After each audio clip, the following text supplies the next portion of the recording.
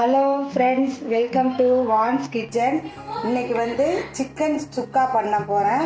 அதுக்கு தேவையானது, நான் இப்போ எங்கள் வீட்டில் வந்து 5-6 பேருன்றனால, அதுக்கு எங்கள் வீட்டில் இப்போ 6 பேர் இருக்காங்க. அதனால 1 கிலோ சிக்கன் வாங்கிட்டு நல்லா 5-6 தடவை கழுவுனா, கடைசி கழுவலுக்கு ஒரு லெமன் புளிஞ்சு வச்சு நல்லா பெரட்டிட்டு நீட்டாக கழுவிருக்கேன். பாருங்கள், நல்லா எப்படி இருக்குது பாருங்கள், ஃப்ரெஷ்ஷாக இருக்குது. நல்லா கழுவி தண்ணி இல்லாத நல்லா புளிஞ்சு எடுத்துக்கணும். கழுவி வச்சுட்டேன். அதுக்கு தேவையானது இதோ பாருங்கள், அரைக்கிறதுக்கு சோம்பு, ஏலக்காய், பட்டை, கிராம்பு எடுத்து வச்சுருக்கேன். அதுக்கு பூண்டு 2 பூண்டு உரித்து வச்சுருக்கேன். இது ஒரு 50 கிராம் இருக்கும். இஞ்சி பண்ணி வச்சுருக்கேன். ஒரு 2 பெரிய வெங்காயம். சின்ன வெங்காயம் இப்போ கிடைக்கல, அதனால் பெரிய வெங்காயம் 2 எடுத்து இப்படி கட் பண்ணி வச்சுருக்கேன். மிளகுத்தூள் வச்சுருக்கேன். இப்போ பாருங்கள், இதை வந்து அரைச்சிட்டு இதெல்லாம் இப்போ ஒன்றா போட்டு நம்ம மிக்சியில் அரைக்க போகிறோம். இந்த சோம்பு, பட்டை, கிராம்பு, ஏலக்காய் இது 3ஐயும் இப்போ போட்டிருக்கேன். இப்போ பாருங்கள், இது பூண்டு போடுறேன். இஞ்சி, பூண்டு, வெங்காயம் எல்லாம் போடுறேன். மிளகு வந்து நான் பொடியாகவே பண்ணி வச்சுட்டேன். இப்போ இது வந்து மிக்சியில் போட்டாச்சு. இது இப்போ வந்து நல்லா லேசாக தண்ணி ஊற்றிட்டு நம்ம அரைச்சிக்கலாம் கெட்டியாக. நல்லா கொஞ்சம் குறைன்னு இருந்தால் பரவாயில்ல. இப்போ நம்ம அரைக்க போகிறோம். இப்போ பாருங்களேன், இது நான் நல்லா அரைச்சி வச்சுட்டு இந்த மாதிரி ரொம்ப நெய்ஸாலாம் வேண்டியதில்லை, கொஞ்சம் முக்கால் பதத்துக்கு இப்போ நீங்கள் அரைச்சி இதை வச்சுக்கோங்க. இப்போ பாருங்கள், இதில் மஞ்சத்தூள் போட போகிறேன். மஞ்சத்தூள் நல்லா 1 டீஸ்பூன் போட்டுக்கோங்க. மஞ்சத்தூள் ஒரு 2 டீஸ்பூன் வந்து தயிர் போட்டுக்கலாம். தயிர் போட்டோன்னா எதுக்குன்னா கொஞ்சம் ஊறிச்சுன்னா சாஃப்டாகவும் இருக்கும்.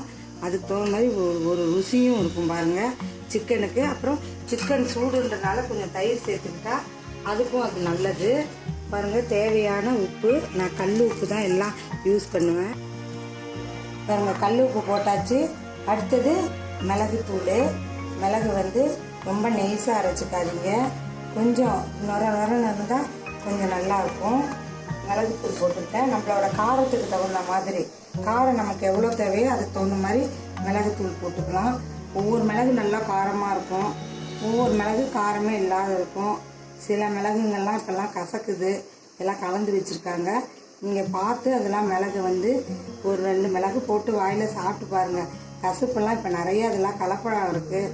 அதெல்லாம் பார்த்துட்டு நீங்கள் போடுங்க. ஏன்னா இப்போ அப்படி பண்ணாத ஒரு டைம் வந்து ரசம்லாம் வச்சோன்னா மிளகு போட்டு கசப்பாக இருக்கும். அந்த மாதிரி ஒரு தடவை பார்த்துக்கோங்க. இப்போ நம்ம அரைச்சி வச்ச விழுதெல்லாம் இதில் போடுறோம். போட்டு இதை நம்ம வந்து பெரட்டி வச்சிடுறோம். ஒரு 1/2 hour ஊறிச்சின்னு வைங்களேன், ரொம்ப நல்லா டேஸ்ட்டாக இருக்கும்.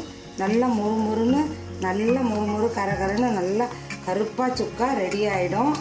பாருங்கள், இப்போ பெரட்டி வைக்கிறேன். இதிலே வந்து கொத்தமல்லி தழை, புதினா, கருவேப்பிலை.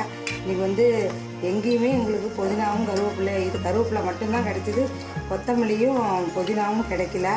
அதுவும் நான் போட்டு இதில் பெரட்டி வச்சுருவேன். அதனால் நான் என்ன பண்ணுவேன், கிடைக்கிறப்ப இந்த புதினா வந்து 2-3 கட்டு வாங்கி நல்லா ஆஞ்சி பேப்பரில் போட்டே வச்சுருவேன். அது நல்லா காஞ்சிரும் மொறுன்னு.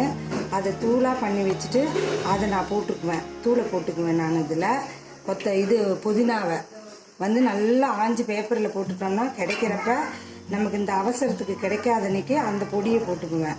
அதுவும் நல்லா டேஸ்ட்டாக இருக்கும். நான் எப்படி சொல்லியிருக்கேன், கருவேப்பிலை பொடி பண்ண மாதிரியே புதினா பொடியும் நான் பண்ணி வச்சுருவேன். இப்போ பாருங்கள், இதை நல்லா இப்போ இப்படி பிசைஞ்சாச்சு. போட்டு ஒரு 1/2 hour இல்லை 1/4 மணி நேரம் கூட ஊறினா கூட போதும். ஊற வச்சுட்டு எடுத்து எப்படி பொரிக்கிறதுன்னு பார்க்கலாம். இது கொஞ்சம் ஒரு 1/2 மணி நேரம் ஊறட்டும். இப்போ பாருங்களேன், 1/2 மணி நேரம் ஆயிடுச்சு, நல்லா ஊறிடுச்சு.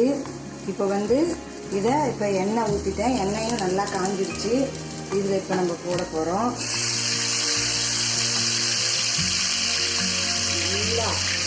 நல்லா நம்ம வாசனையோடு இருக்கும் பாருங்கள், அந்த இஞ்சி பூண்டு வாசனை. இது நல்லா வீடே ஒரு மனம் வரும். உங்களுக்கு கீழே வரைக்கும் மாடி வரைக்கும் கமன்னு வாசனை வரும். எங்கள் வீட்டு சமையல் வந்து எல்லாருக்கும் தெரியும். வான் வீட்டில் இருந்து தான் இந்த வாசனை வருது அப்படின்னு எல்லாரும் சொல்லுவாங்க. சிக்கன் பண்ணனாவும் இது மட்டன் பண்ணாலும் கரெக்டாக சொல்லிடுவாங்க, நீங்கள் சிக்கன் பண்ணீங்க, மட்டன் பண்ணீங்க அப்படின்னு. இப்போ இது பாருங்க, குட்டியாச்சு. அடுப்பை இப்போ வேகமாக வச்சுக்கலாம். வச்சிட்டோன்னா இது நல்லா மொறுன்னு வந்துடும் பாருங்கள். ஒரு 20 நிமிஷத்துக்கெல்லாம் நல்லா கருப்பாக ஒரு மொறுன்னு சிக்கன் சுக்கா ரெடி ஆகிடுங்க. அப்புறம் அழகாக எடுத்து வச்சு சாப்பிட வேண்டியது தான் நம்ம வேலையே.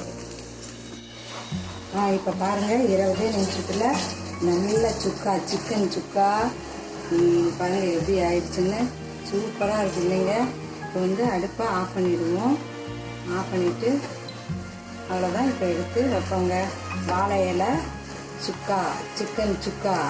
இங்கே பாருங்கள், அதுக்கு மட்டன் கோலா உருண்டை நல்லா சூப்பராக.